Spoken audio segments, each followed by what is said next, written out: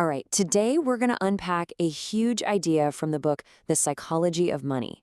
It's a rule that is so simple but so powerful that it might just be the single most important key to your financial survival. Let's get right into it. So I want to kick things off with a question. Just think about this for a second. What if the single biggest, most devastating financial mistake you could ever make Isn't about picking the wrong stock or, missing out on some hot new trend?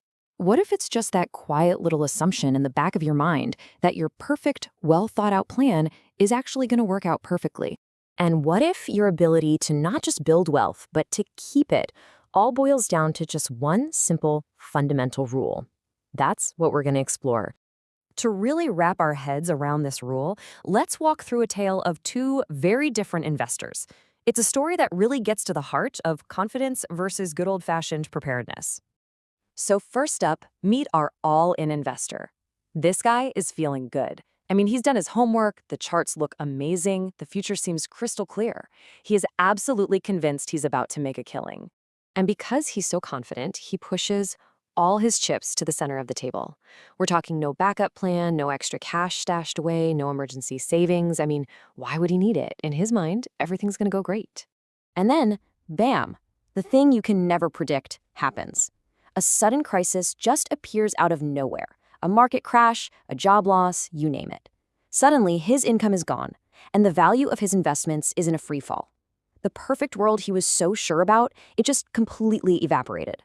Now, with no cash reserves and bills piling up, he has zero options. He's forced to sell his investments at the absolute worst possible moment, locking in huge, devastating losses.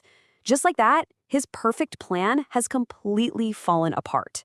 Okay, now let's meet our second investor, the prepared investor.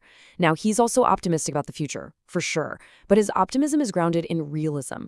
He deliberately keeps a chunk of cash on the sidelines because he knows that bad times aren't a question of if, they're a question of when. So when that exact same crisis hits, his experience is totally different. He isn't forced to sell a thing. That cash buffer he built lets him just ride out the storm. In fact, he doesn't just survive, he actually starts looking around for opportunities, buying great assets while they're on sale. When you put them side by side, the difference is night and day, right? The all-in guy operates like the future is a sure thing, chasing every last penny of return with zero backup. But the prepared investor, he expects uncertainty. His number one goal is survival, and his safety net is how he guarantees it.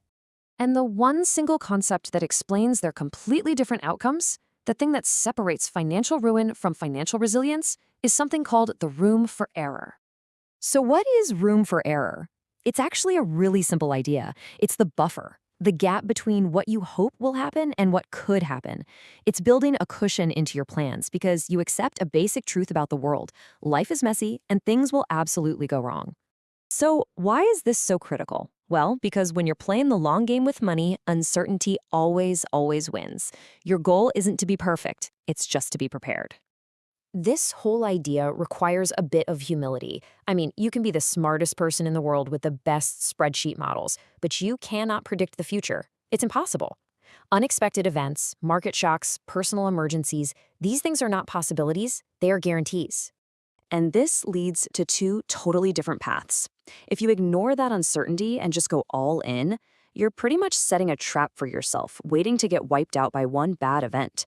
But if you accept it and you keep that margin of safety, you can survive those events and just keep on growing for years and years to come. Okay, so this probably all makes sense, right?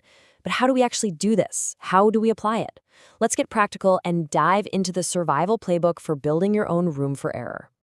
Okay, here are 6 habits of a prepared investor. And notice something, none of these are about finding the next hot stock.